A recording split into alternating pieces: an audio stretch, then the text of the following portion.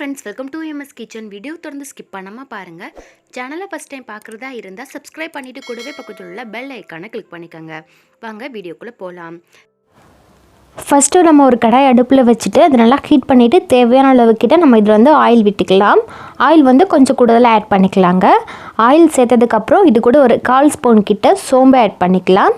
சோம்பு வந்து நல்லா பொரியட்டும். அடுத்து நம்ம இது கூட பூண்டு சேர்த்துக்கலாம். ஒரு 4லேருந்து 5 பூண்டு எடுத்துக்கோங்க. அதை நல்லா தட்டிட்டு நீங்கள் இது கூட ஆட் பண்ணிக்கோங்க. தோல் நீக்கிட்டு ஆட் பண்ணிக்கோங்க. இப்போ பூண்டு சேர்த்தாச்சு. இதை கொஞ்சம் நேரம் எண்ணெயிலே நம்ம வதக்கிக்கலாம். இதோட கலர் லைட்டாக மாறட்டும், அந்தளவுக்கு நல்லா வதக்கிக்கலாம். அடுத்து நம்ம இது கூட வெங்காயம் சேர்த்துக்கலாங்க.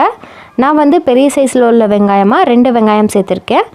பெரிய சைஸ்லேயும் நம்ம நார்மல் சைஸ் வேணும்னா நீங்கள் வந்து 2 வெங்காயத்தில் ஆட் பண்ணிக்கோங்க. நான் அந்த மாதிரி தான் ஆட் பண்ணியிருக்கேன்.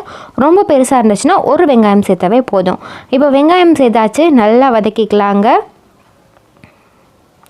காய்க்கு தகுந்த மாதிரி நீங்கள் வெங்காயம் ஆட் பண்ணிக்கோங்க. ரொம்ப சேர்த்தாலும் நம்மளுக்கு கொஞ்சம் இனிக்கிற மாதிரி இருக்கும். இப்போ வெங்காயம் சேர்த்தாச்சு, நல்லா நம்ம வதக்கிக்கலாம். இந்த வெங்காயத்தோட கலர் நல்லா மாறணும், அந்தளவுக்கு நல்லா நம்ம வதக்கிக்கலாம். அது கூடவே 2 பச்சை மிளகாய் சேர்த்துக்கோங்க. பச்சை மிளகாய் சேர்த்ததுக்கப்புறமும் நல்லா வதக்கிக்கலாம். வெங்காயம் இந்த மாதிரி வதங்கினதுக்கப்புறம் நம்ம இது கூட வந்து தக்காளி பழமே ஆட் பண்ணிக்கலாம். நான் பெரிய சைஸில் உள்ள ஒரு தக்காளி பழம் இதுக்கு ஆட் பண்ணியிருக்கேன். அது நல்லா குட்டி குட்டி பீஸாக கட் பண்ணிவிட்டு சேர்த்துக்காங்க. இப்போ தக்காளி பழம் வந்து நல்லா வதங்கணும், அந்தளவுக்கு ஆயிலே நல்லா மிக்ஸ் பண்ணி விட்டுட்டு கொஞ்சம் நேரம் நல்லா நம்ம இதை வதக்கிக்கலாங்க. இந்த மாதிரி வதங்கினதுக்கப்புறம் இது கூட 1/2 ஸ்பூன் கிட்ட மஞ்சள் தூள் ஆட் பண்ணிக்கலாங்க.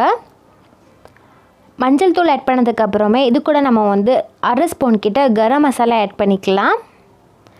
அதுக்கப்புறம் காரத்துக்கு தகுந்த மாதிரி நம்ம இது கூட மிளகாய் தூள் ஆட் பண்ணிக்கலாங்க. உரப்பு கொஞ்சம் நீங்கள் பார்த்தே ஆட் பண்ணிக்கோங்க.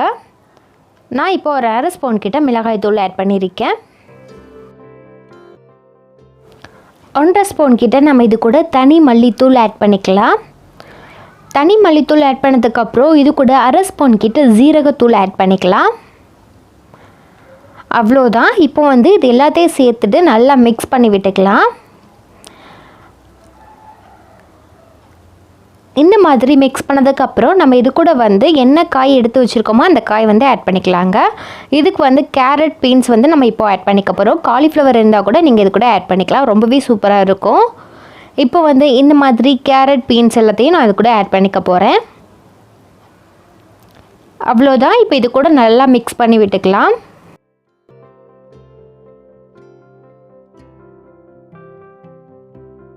இந்த மாதிரி மிக்ஸ் பண்ணதுக்கப்புறம் இது கூட 1 ஸ்பூன் கிட்ட நம்ம இது வந்து குழம்புத்தூள் ஆட் பண்ணிக்க போகிறோங்க. இது வந்து சிக்கன், மட்டன் இந்த மாதிரி எந்த குழம்புக்கு வேணாலும் ஆட் பண்ணிக்கலாம். அந்த குழம்புத்தூள்லாம் இது கூட ஆட் பண்ணியிருக்கேன். நீங்கள் கடையில் வாங்குகிற சிக்கன் பவுடர் கூட இது கூட ஆட் பண்ணிக்கலாம். சிக்கன் பவுடர் ஆட் பண்ணதுக்கப்புறம் நல்லா மிக்ஸ் பண்ணிவிட்டு இது கூட பட்டாணி ஆட் பண்ணிக்கலாம். பட்டாணியை வந்து லைட்டாக வேக வச்சுட்டு நான் இது கூட ஆட் பண்ணியிருக்கேன். பட்டாணி இந்த மாதிரி தனியாக வேக வச்சுட்டு நீங்கள் இது கூட ஆட் பண்ணிக்கோங்க. இப்போ பட்டாணி சேர்த்ததுக்கப்புறம் இது கூட நல்லா மிக்ஸ் பண்ணி விட்டுக்கலாம். இப்போ இது கூடவே நம்ம தேவையான அளவு உப்பு நம்ம இது கூட ஆட் பண்ணிக்கலாங்க. உப்பு சேர்த்ததுக்கப்புறம் திரும்பவும் மிக்ஸ் பண்ணிவிட்டு அடுத்து நம்ம காய் வேக வைக்கிறதுக்கு தேவையான அளவு தண்ணி ஆட் பண்ணிக்கலாம். தண்ணி வந்து கொஞ்சம் கம்மியாகவே ஆட் பண்ணிக்கோங்க. ரொம்ப தண்ணியெல்லாம் சேர்க்க வேணாம், காய் வந்து சீக்கிரம் வெந்துடும். தண்ணி சேர்த்ததுக்கப்புறம் நல்லா மிக்ஸ் பண்ணிவிட்டு ஒரு மூடி போட்டு இதை நல்லா நம்ம கொதிக்க வச்சுக்கலாங்க.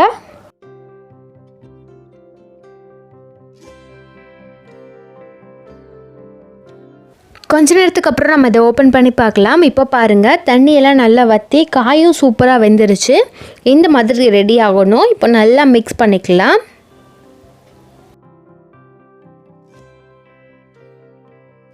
நல்லா மிக்ஸ் பண்ணதுக்கப்புறம் இது கூட கொஞ்சமாக மல்லித்தலை ஆட் பண்ணிக்கலாம். அவ்வளோதான். இப்போ இது கூட நல்லா மிக்ஸ் பண்ணிவிட்டு இதை வந்து நம்ம இப்போ ஒரு பவுலுக்கு மாற்றிக்கலாம். அவ்வளோதான் ஃப்ரெண்ட்ஸ், ரொம்பவே டேஸ்ட்டான ஈஸியான ஒரு சூப்பரான ரெசிபி நம்ம ரெடி பண்ணிட்டோம். இதே மாதிரி நீங்களும் ட்ரை பண்ணி பாருங்கள். இது சப்பாத்திக்கு கூட நம்ம வச்சு சைடிஷாக சாப்பிட்லாம். ரொம்பவே சூப்பராக இருக்கும். சப்பாத்திக்கு வைக்கிறதா இருந்தால் கொஞ்சம் கிரேவியாக வச்சுக்கோங்க. நான் வந்து ஒயிட் ரைஸ்க்குனால கொஞ்சம் ட்ரையாக ஆக்கியிருக்கேன். இதே மாதிரி நீங்களும் ட்ரை பண்ணி பார்த்துட்டு எப்படி வந்திருக்குன்னு நீங்கள் வந்து கமெண்ட் பண்ணுங்கள். சேனலை ஃபஸ்ட் டைம் பார்க்குறதா இருந்தால் சப்ஸ்கிரைப் பண்ணிடுங்க. கூடவே பக்கத்தில் உள்ள பெல் ஐக்கானை கிளிக் பண்ணிக்கோங்க. தொடர்ந்து நம்ம சேனலுக்கு சப்போர்ட் பண்ணுங்கள். ஓகே ஃப்ரெண்ட்ஸ், பாய். இதே மாதிரி இன்னொரு வீடியோவில் மீண்டும் சந்திக்கலாம்.